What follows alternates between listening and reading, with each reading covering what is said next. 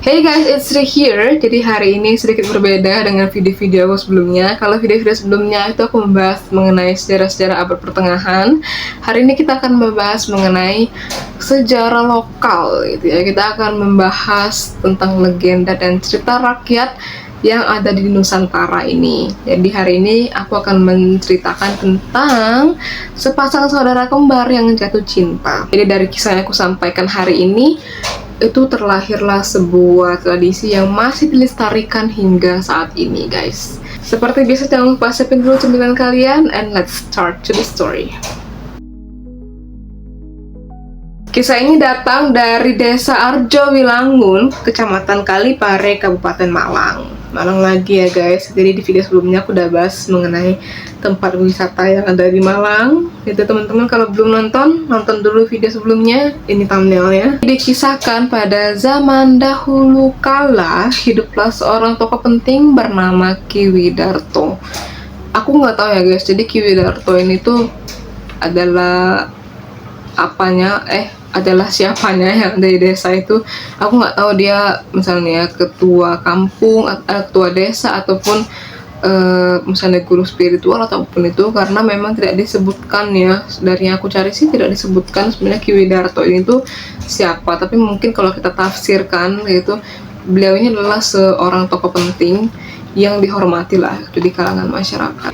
Ki Widarto ini tuh memiliki sepasang anak kembar, guys. Anak kembar ini bernama Sukoco dan Sukeci. Nah, jadi sepasang anak kembar ini ya kayak anak-anak kembar pada umumnya lah. Jadi mereka ini tumbuh bersama, mereka ini main bersama, belajar bersama gitu.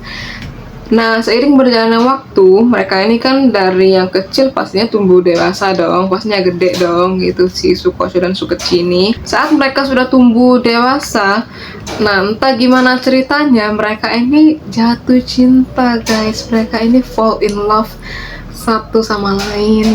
Aku sih nggak tahu gimana kronologinya mereka bisa fall in love ya guys, tapi memang dikisahkan mereka ini jatuh cinta, dan sang ayah yaitu Ki Widarto ini yang mengetahui bahwa anak kembarnya itu saling jatuh cinta kan tabu ya guys. Kalau misalnya apalagi sepasang saudara kan, kalau misalnya jatuh cinta terus nikah punya anak kan itu ada penjelasan medisnya, karena anaknya bisa cacat atau bisa ada kekurangan fisik gitu guys. Jadi kayak ya emang ada penjelasan medisnya gitu kalau kita menyimak di zaman sekarang ya, tapi kan itu legenda dari zaman dulu.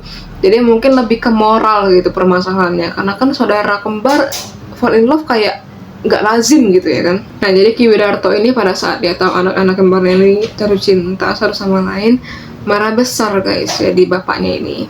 Jadi karena bapaknya ini marah besar, akhirnya si Sukoco, jadi Sukoco ini anak laki-lakinya, anak ceweknya Sukeci gitu ya. Sukoco ini tuh diusir lah dari rumahnya, dan juga ya pokoknya harus berpisah gitu ya dengan Sukeci ini supaya mereka tidak aneh-aneh atau mereka tidak nekat atau gimana gitu. Sudah diusir lah si Sukoco ini dari rumah, hingga akhirnya dia ya mungkin ya jalan-jalan hingga akhirnya dia menemukan padepokan Eyang Jugo, dan jadi menetaplah di sana. Dia kayak belajar gitu mungkin ya sama Eyang Jugo gitu, dan juga segala macamnya.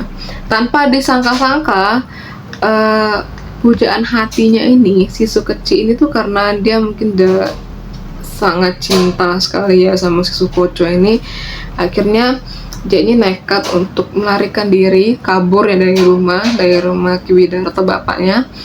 Dia menyusul si Sukoco ini. Tapi juga nggak tahu sih gimana persisnya kok bisa si Sukeci ini tahu si Sukoco ini di padepokan Eyang Jugo. Tapi yang jelas kisahnya seperti itu ya guys. Akhirnya si Sukeci ini berhasil menemukan sang pujaan hati, dan juga mereka berdua ini mengutarakan niatnya untuk menikah kepada Eyang Jugo dan meminta bahwa kayak Eyang Jugo ini menikahkan mereka dong gitu. Kayak nikahkan kami berdua gitu, karena kami sudah saling jatuh cinta dan juga ingin menikah. Eyang Jugo ini memberikan petunjuk kepada mereka berdua bahwa yang bisa menikahkan mereka itu adalah seorang sesepuh bernama Ki Demang Mertowijoyo. Jadi Ki Demang ini sedang babat baru di Gunung Gurit. Ya, di Gunung Gurit sebelah selatan Sungai Brantas. emang ada ya Gunung Gurit gitu. Aku nggak tahu, mungkin ada kali ya. Nanti aku akan cari juga, kalau ketemu gambaran nanti aku taruh di sini, kalau nggak ada ya udahlah. Yang juga ini juga mengutarakan kepada mereka bahwa mereka bisa menikah, tapi dengan syarat bahwa setiap tahun mereka harus membangun nikah. Bangun nikah itu apa sih? Bangun nikah itu artinya setiap tahun mereka harus mengulang melangsungkan akad pernikahan gitu. Jadi setiap tahunnya mereka harus nikah lagi gitu, nikah lagi setiap tahunnya begitu. Jadi setiap tahunnya mereka harus nikah. Yang dinamakan sebagai bangun nikah itu. Nah dari situlah, karena mereka berdua ini, si Sukoco dan juga Sukeci ini tahu bahwa Ki Demang ini bisa menikahkan mereka, jadi akhirnya mereka mencari Ki Demang ini di Gunung Gurit itu ya, dan akhirnya ketemu Ki Demang ini. Tapi juga aku tidak mendapatkan cerita yang mengatakan mereka ini jadi nikah atau enggak si anak berdua ini. Tapi yang jelas dari situlah mereka ini harus membangun nikah setiap tahunnya. Jadi mereka ini harus melangsungkan pernikahan itu setiap tahunnya gitu, sesuai dengan tradisi Jawa mungkin ya gitu. Iyalah, karena kan di Jawa, tradisi Jawa banget.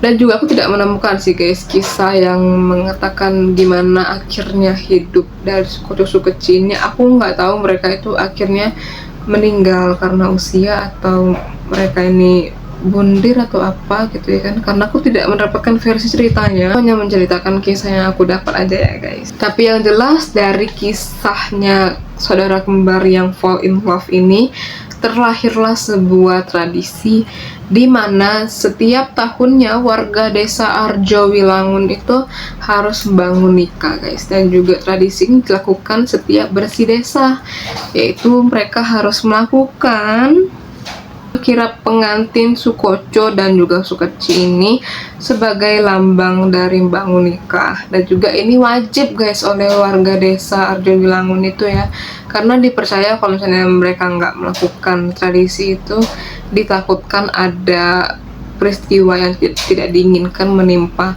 desa dan juga warga desa gitu. Dari foto-fotonya aku lihat sih, bangun nikah itu lebih kayak diarak, kayak diarak keliling desa gitu mungkin ya, kayak ya pengantin yang zaman dulu gitulah. Medianya untuk menggambarkan si Sukoco dan juga Sukeci ini adalah berupa media patungnya tuh kayak begini guys gambarnya. Jadi kalau kalian lihat tuh memang wajah dari sepasang pengantin ini cenderungnya sama karena kan kembar ya guys. Dan juga kalau kalian lihat ya kayak emang kayak pengantin Jawa pada umumnya gitu. Jadi kayak dihias, jadi kayak di make upin, jadi kayak ya dipakaikan baju adat pengantinnya Jawa, terus juga ada di apa lagi tuh dipaes mungkinnya gitu. Jadi emang kayak adat Jawa sekali guys pernikahannya gitu. Terlepas dari benar atau tidaknya cerita legenda ini, kan yang namanya cerita rakyat ya guys, legenda gitu termasuknya, kayak kisah turun temurun gitu yang diceritakan ke anak cucu. Jadi aku juga tidak tahu kisah ini benar atau tidak. Benarkah ada tokoh bernama Sukoco dan juga Sukeci yang hidup di zaman itu, juga kita tidak tahu secara pasti. Tapi yang jelas tradisi ini masih dilakukan hingga sekarang gitu. Dan juga ya unik ya guys kalau kita lihat tuh kayak kayak tiap tahun tuh menggelar acara pernikahan gitu. Tapi untuk detailnya aku kurang tahu juga gimana persisnya tradisi bersih desa ini.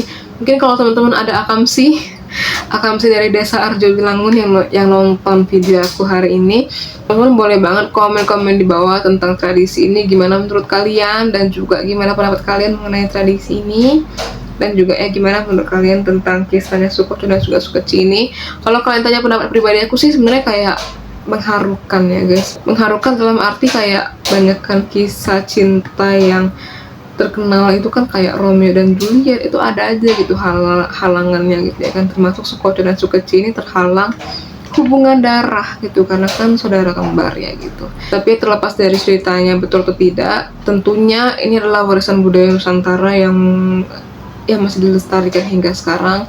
Dan juga kisah-kisah seperti ini tuh justru menjadi pelajaran tersendiri bagi kita yang mendengarnya, kita yang menyimaknya. Kita sebagai penyimak ya hanya bisa memetik pelajaran yang baik yang bisa diambil dari kisah ini. Oke guys, jadi itu aja video dari aku. Semoga teman-teman suka sama video ini dan juga semoga teman-teman suka sama segmen baru yang aku bikin ini. Teman boleh banget request sejarah-sejarah Nusantara ataupun cerita legenda Nusantara yang ada di sekitar kalian, mungkin ada yang di kota kalian, mungkin yang bisa kita bawakan bersama gitu. Teman-teman yang belum subscribe, please klik tombol subscribe-nya di bawah, dan juga jangan lupa juga buat klik like dan juga share video-video ini, video-video aku yang lainnya ke teman-teman terdekatnya kalian supaya kita bisa belajar bersama-sama.